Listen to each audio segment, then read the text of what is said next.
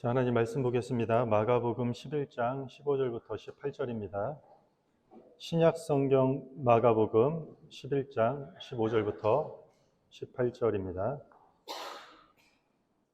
마가복음 11장 15절부터 18절 저와 여러분들이 한 절씩 교독하겠습니다. 그들이 예루살렘에 들어가니라. 예수께서 성전에 들어가사 성전 안에서 매매하는 자들을 내쫓으시며 돈 바꾸는 자들의 상과 비둘기 파는 자들의 의자를 둘러 엎으시며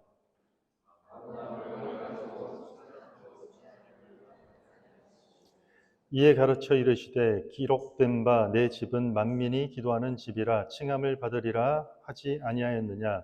너희는 강도의 소굴을 만들었도다 하시매 대제사장들과 서기관들이 듣고 예수를 어떻게 죽일까 하고 꾀하니 이는 무리가 다 그의 교훈을 놀랍게 여김으로 그를 두려워함일러라. 아멘. 불통의 시대 소통을 말하라. 불통의 시대 소통을 말하라는 주제로 하나님 말씀을 증거하도록 하겠습니다.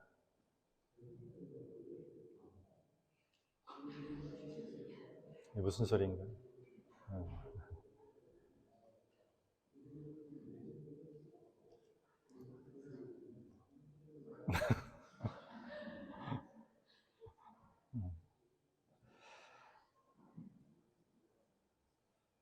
이스라엘 백성들은 희생 제물을 드리기 위해서 성전과 제사장이 있는 예루살렘으로 직접 자신이 드릴 희생 제물을 드리고 준비해서 가져와야만 했습니다.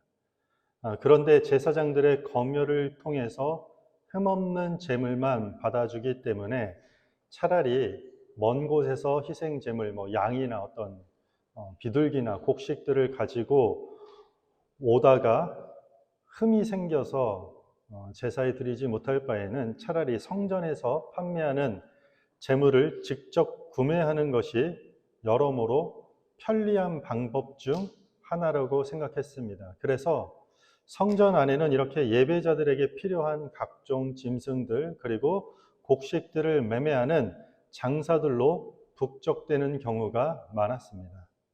뿐만 아니라 거기에는 환전소도 있었습니다.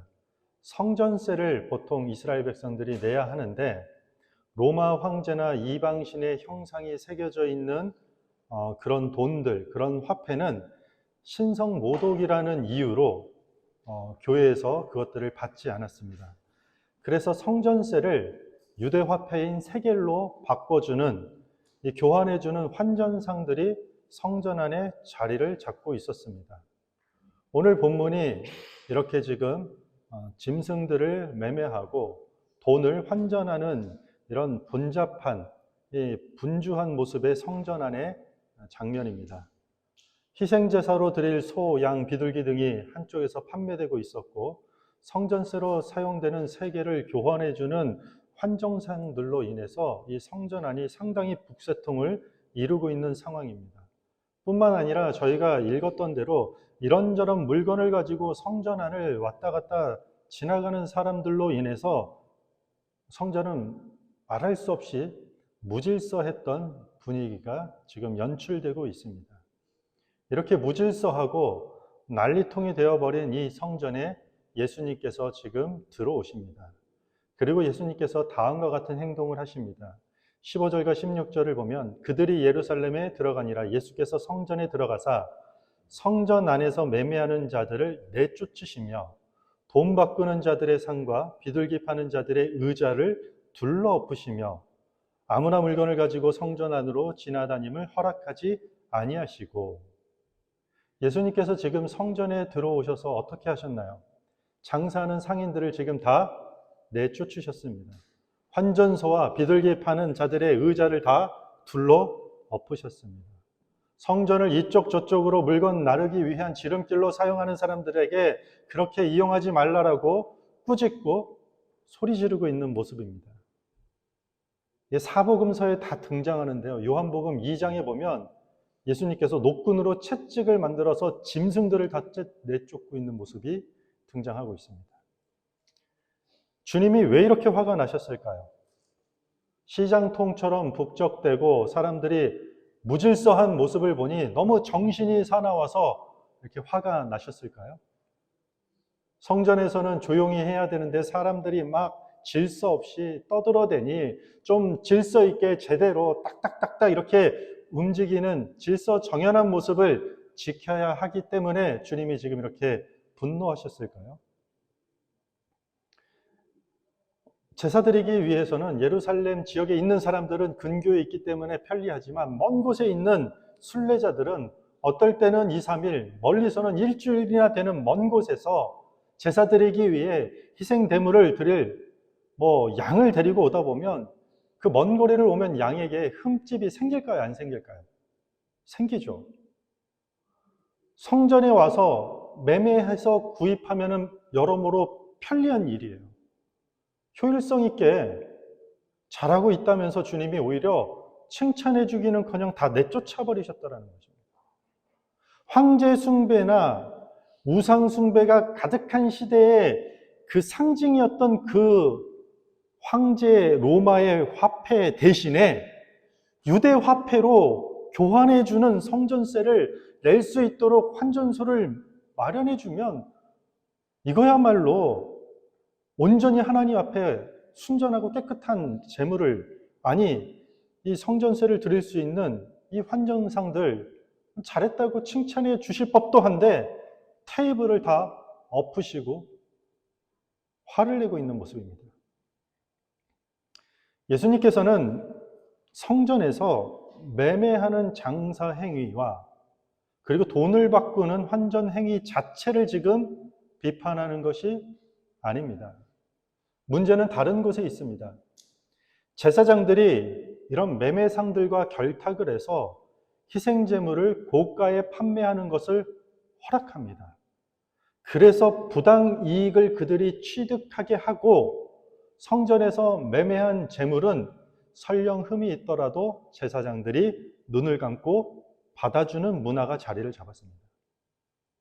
환전상들은 고환율로 세계를 교환해주고 종교 지도자들과 그 폭리를 나누었기 때문에 지금 예수님이 이렇게 화를 내고 계시는 것입니다. 성전에서 장사를 하려면 누구의 허락이 필요할까요? 당연히 종교 지도자인 대제사장의 허락이 필요하다는 것입니다. 고위 제사장의 통치하에서 이런 장사들이 성전 안에서 다 가능한 것입니다. 그런데 예수님께서 지금 대제사장이 제사를 위해 성전세를 드리는 것을 위해 허락한 매매상들의 테이블과 그 환전 의자를 다 둘러 엎으시고 쫓아낸 것입니다. 그럼 이게 무엇을 상징하는 행위가 되는 것이죠? 대제사장의 권위와 그 권력에 대해 비판하고 도전하는 모습을 지금 보여주고 있는 것입니다. 돈을 위해서 성전을 더럽게 만든 대제사장들과 종교 지도자들에 대한 비판이 되고 있는 것입니다. 그러니까 지금 예수님께서는요, 돈 때문에 자기의 권력의 자리 때문에 성전의 본질을 망각하고 이렇게 만들어버린 종교 지도자들을 지금 비판하고 있는 것입니다. 테이블과 의자를 엎으시고 다 쫓아내신 후에 이렇게 말씀하십니다. 우리 17절에 보면 이에 가르쳐 이르시되 기록된 바 내 집은 만민이 기도하는 집이라 칭함을 받으리라 하지 아니하였느냐 너희는 강도의 소굴을 만들었도다 하시네. 지금 주님이 하시는 말씀이 무슨 말입니까?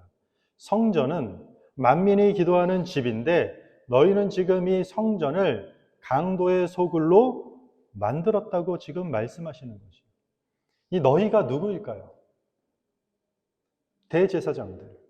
너희 대제사장들과 종교 지도자들은 교회를 강도의 소굴로 만들었다. 교회를 강도의 소굴이라는 단어는요, 우리한테는 어떻게 들릴지 모르겠지만 오늘날로 표현하면 기독교를 개독교라고 부르는 것보다 더 노골적이고 신성 모독적인 표현을 지금 예수님께서 하고 있는 것입니다. 그 당시 유대 종교의 실상이 그러했기 때문입니다. 그 당시 성전은 특정한 사람들을 위해서 성전이 이용되고 있었기 때문입니다. 대제사장들과 종교 지도자들이 성전을 이용해서 경제적 이윤을 추구한 목적은 자기 권력을 유지하기 위함이었기 때문입니다. 당시에는요, 안타깝게도 대제사장을 누가 임명하느냐? 로마 정부에서 임명하게 됩니다. 직접 대제사장을 로마가 임명하기 때문에 로마에게 뇌물을 주기 위해서는 필요한 자금을 이런 방법으로 모았던 것입니다. 성전을 강도의 소굴로 만들어서 거기서 나오는 이익을 가지고 대제사장이 종교 지도자의 자리를 지킬 수 있는 목적을 가지고 이런 일들을 교회 안에서 행했다라는 것입니다. 성전이 강도의 소굴이 되었다라는 지적은 대제사장이 강도짓을 하고 있다는 주님의 강력한 비판이 되는 것입니다. 여기서 강도라는 뜻은 명분상은 독립과 자유를 위해 싸우긴 하지만 결과적으로는 같은 유대인들을 약탈하는 사람들을 강도라고 했습니다. 그런데 성전에서 일하는 사람들도 명분상 성전을 위해 세금을 걷고 명분상 예배자들의 제사를 위해 매매를 허용하지만 실제적으로는 가난한 순례자들을 착취하는 강도들과 전혀 다르지 않다고 주님이 분노하고 비판하고 있는 것입니다. 성전은 이미 성전으로서의 본질을 망각하고 오히려 예배자들을 착취하고 부정한 축제나 그러한 거래가 오가는 장소로 전락해 버린 것입니다. 성전이 오히려 하나님과 소통하는 장소가 되어야 하는데 하나님과의 불통의 시대에 가장 선봉자로 나서서 아무도 하나님과 소통하지 못하는 오히려 그런 장애의 역할을 성전이 지금 하고 있게 된 것입니다. 오늘날 우리 교회는 어떻습니까? 우리 개교회뿐만 아니라 교회라는 지상에 존재하는 전체 교회의 모습은 어떤 것 같습니까? 교회를 탐욕의 수단으로 삼고 자신의 영달만을 위한 사교 단체로 생각하고 종교 지도자들은 그런 사람들의 욕망을 이용해서 번영과 치부를 위해 성도들을 이용하고 그렇게 탐욕을 채우면서 상부상조한 그런 모습으로 전락한 교회가 되었다면 그것을 교회라고 할 수 있겠습니까? 오늘 말씀에 따르면 그곳은 교회가 아니라 강도의 소굴이 되었다라는 것입니다. 목회자는 어떻습니까? 많은 목회자가 여기서 자유한다고 생각하십니까?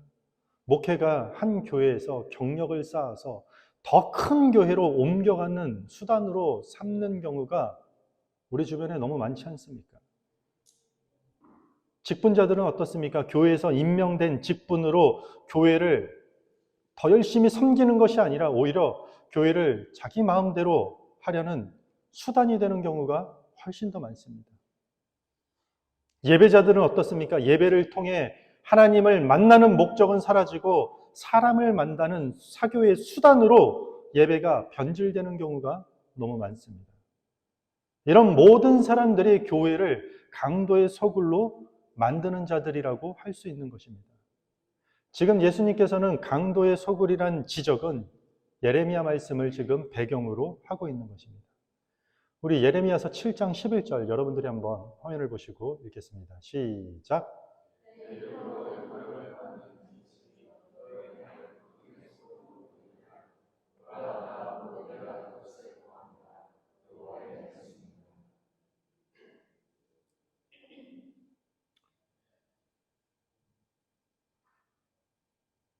도둑의 소굴은 가증한 일을 행하면서도 우리가 구원을 받았다 라고 말하는 구원의 확신과도 관련이 되는 일입니다.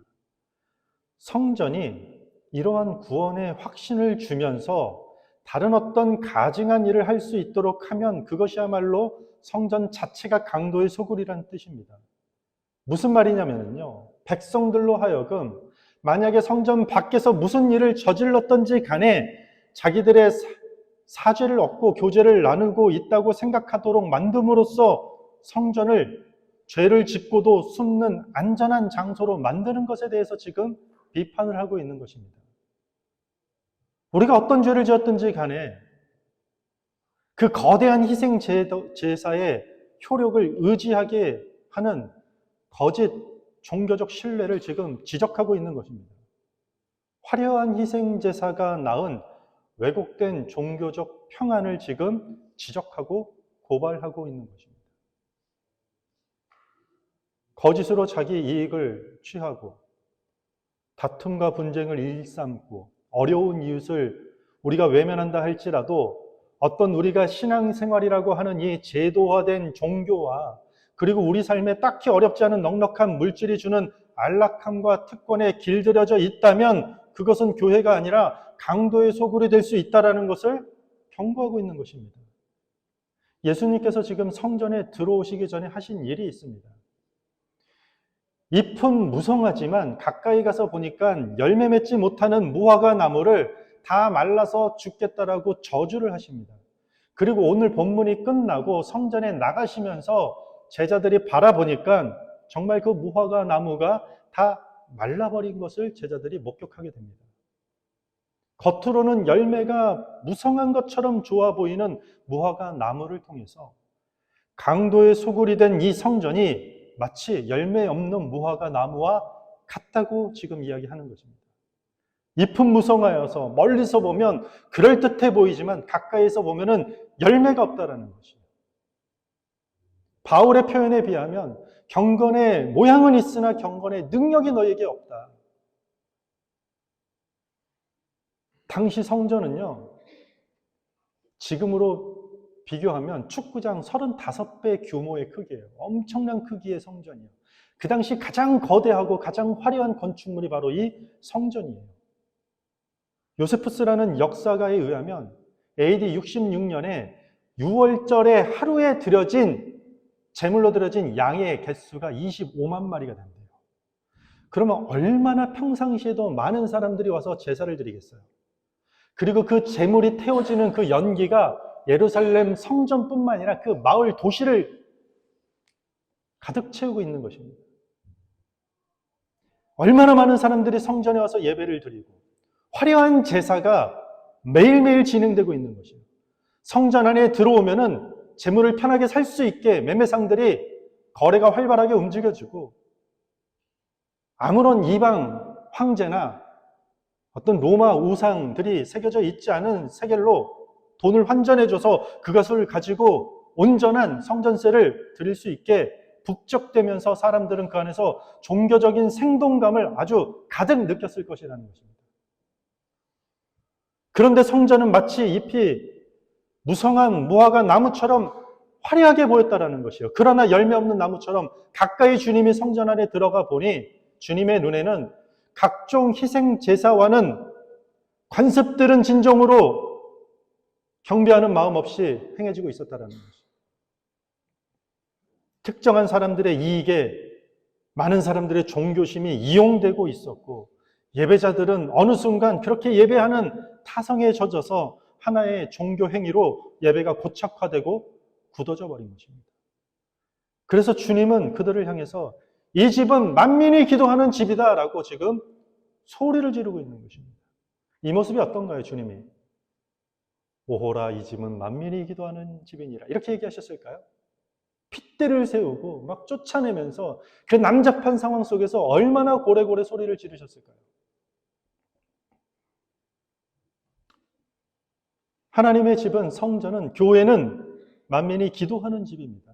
기도가 뭡니까? 여러 가지로 표현할 수 있겠지만 기도는 하나님과의 소통입니다. 우리 지난주에 말씀 나눴죠. 기도는 하나님을 움직이는 종교적 수단이 아니라 기도는 하나님과 소통이라는 일종의 종교적 표현이라는 것이에요. 그래서 기도를 통해서 하나님의 뜻이 우리의 삶에 이루어지게 해달라는 하나님과의 소통이 바로 기도라는 것이에요. 우리가 예배하고 소그룹 모임하고 성경 공부하고 목회자가 성도들을 신방하고 이게 뭡니까? 전부 다 하나님과 소통을 돕기 위한 하나하나의 그냥 방편일 뿐인 것입니다. 그렇게 모두가 하나님과 소통하게 되는 것이 하나님의 몸된 교회의 목적이 되는 것입니다.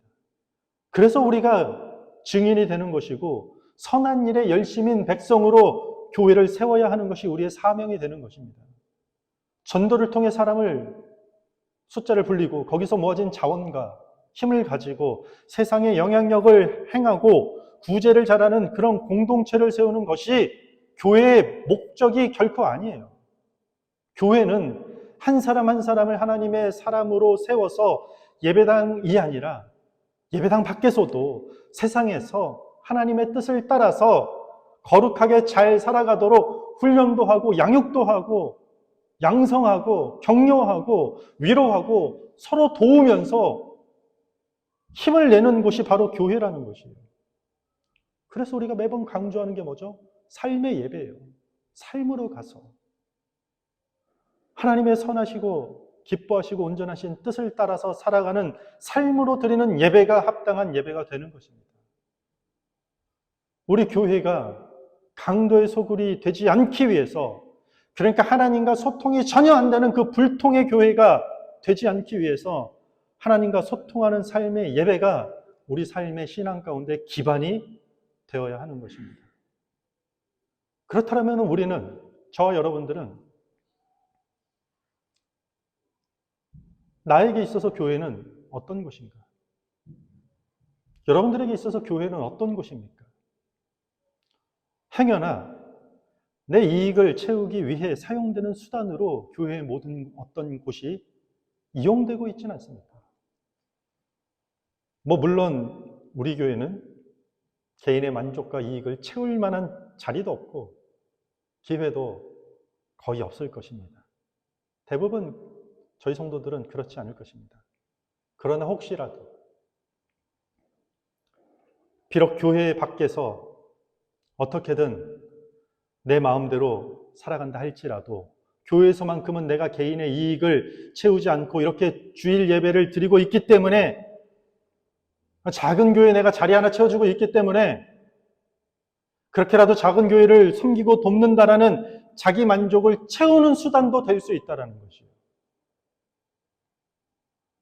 우리가 주님의 몸된 교회를 통해서 하나님을 만나고 하나님의 뜻을 따르는 삶으로 변화되지 않는다면 그 교회는 사람의 필요와 이익의 수단으로 전락해 보이는, 주님이 노끈을 가지고 채찍을 만들어서 그곳에 있는 사람들을 다 쫓아내 버릴 만큼 강도의 소굴이 될 수도 있다는 그 신앙의 경각심을 우리는 항상 가질 필요가 있다는 것입니다.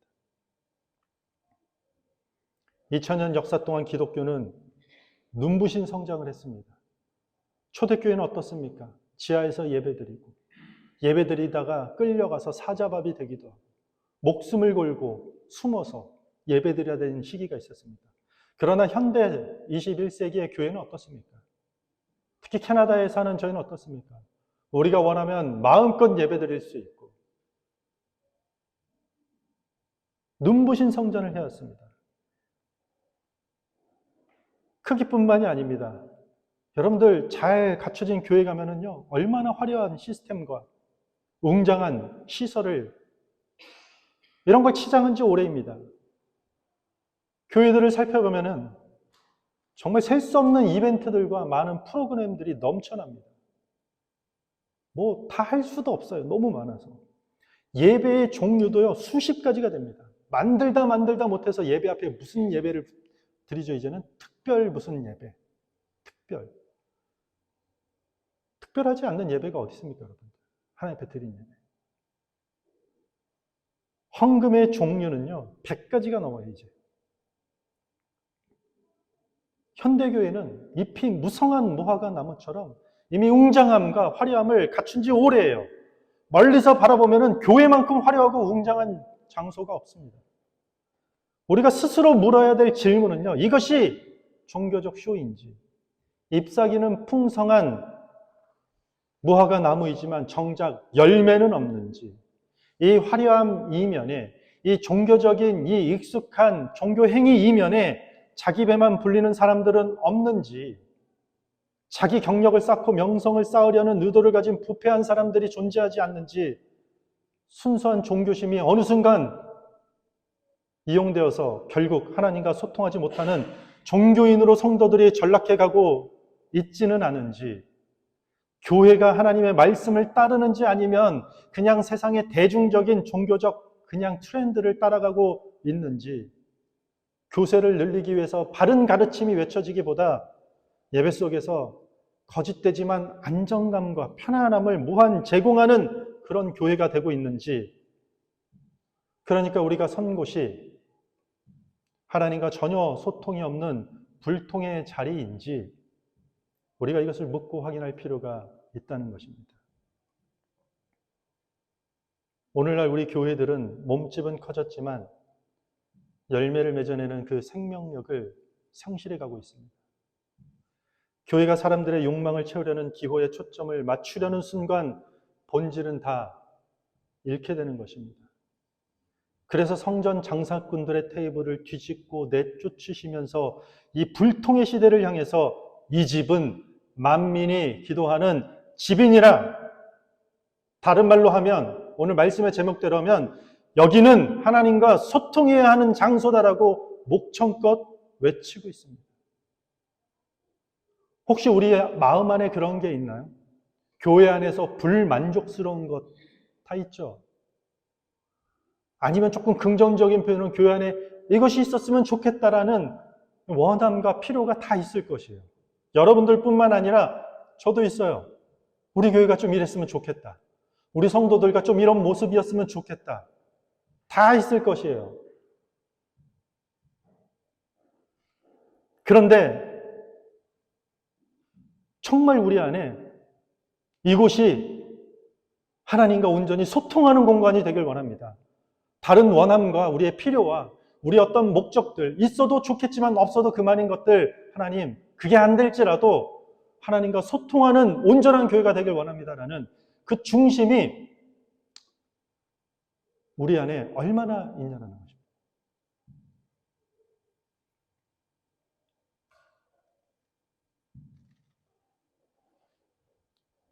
우리도 주님과 같이 목청껏 외쳐야 될 필요가 있습니다. 하나님을 만나고 하나님의 뜻대로 살아가도록 전하고 가르치는 교회로 세워지도록 우리는 외칠 필요가 있다는 것입니다. 강도의 소굴이 된 현대 교회를 바라보면서 비판하고 비난하는 것이 아니라 우리가 더 늦기 전에 회개합시다. 더 늦기 전에 우리가 다시 하나님께 돌아갑시다. 우리가 교회를 다시 회복시키십시다. 우리가 다시 교회를 하나님과 소통하는 성전의 본질이었고 교회의 본질을 다시 회복시킵시다. 그러면 사람들이 맞습니다. 우리 모두 그렇게 교회를 회복시킵시다. 그 일에 우리가 동참하겠습니다. 이렇게 하나님과 소통하겠습니다라고 사람들이 환호하고 나올 것 같습니까? 주님도 그러지 않았어요. 하나님과 근본 본체 되시는 그 하나님의 형상 되신 예수 그리스도께서 인간의 몸으로 오셔서 그 주님이 교회는 만인이 기도하는 집이다라고 외치셨지만 결과가 뭔가요? 18절에 대제사장들과 서기관들이 듣고 예수를 어떻게 죽일까 하고 꾀하니 이는 무리가 다 그의 교훈을 놀랍게 여김으로 그를 두려워합니다. 주님의 말씀이 누가 들어도 맞고 놀라운 만큼 진리임이 확실한데 그 얘기를 듣고 종교 지도자들이 불편해하기 시작했다는 것이죠. 그리고 어떻게 하면 저 예수를 끌어내릴까? 어떻게 하면 죽일까? 부패한 성전의 모습을 지적하고 성전의 본질을 되찾으라고 주님이 외쳤지만 이 일 때문에 종교 지도자들이 예수를 죽이기로 결정하게 됐다는 것이요. 이 얼마나 어처구니 없는 일입니까? 예수를 죽음으로 몰고 간 간접적인 원인이 부패한 당시 성전에 대한 비판이었다는 것이요. 우리는 어떻습니까? 우리가 누구죠? 그리스도인이에요. 그리스도인은 그리스도를 따르는 사람들이에요. 우리가 가야 할 길이 어디입니까? 예수의 길, 십자가의 길을 따르는 게 무슨 뜻입니까? 교회의 부패를 비판할 줄 알아야 되는 것이에요. 제 말은 정죄하라는 뜻이 아니에요. 기도의 집이 강도의 소굴이 되지 않도록 외치고 변화시키도록 해야 되는 것이에요. 만약에 우리 교회가 우리 개개인이 이렇게 비판받을 만한 일이 있다면, 아니 우리가 이렇게 힘든 상황 속에서 이만큼이나 신앙생활하고 있는데 라면서 우리가 분노하고 맞받아치는 것이 아니라 그것을 겸허히 받아들이고 기도하고 회개해야 된다는 거죠. 예수님이 방문하셨을 때 성전은 이렇게 안타까운 모습이었던 것입니다. 자기 권력을 유지하기 위해 매매상들과 환전상을 끌어들이고 그들에게 폭리와 고환율로 이익을 취하게 했던 것입니다. 그게 결국은 사람들의 종교심을 이용해서 자신들의 탐욕을 채우는 곳으로 성전이 변해져 버린 것입니다. 더 이상 성전으로서의 기능과 존재 이유에 대해 한계가 드러났게 된 것입니다. 다른 본문에 보면 주님이 이렇게 얘기합니다. 이 성전을 보고 내가 이 성전을 다 무너뜨리리라. 여기에선 중의적인 의미가 있습니다. 그리고 사흘 만에 내가 다시 성전을 세우리라. 채 70년도 되지 않아서 이 성전은 완전히 박살이 납니다. 그럼 주님이 다시 세우겠다는 성전은 무엇일까요? 죽었다가 다시 부활하실 예수 그리스도의 부활을 예고하셨던 것입니다.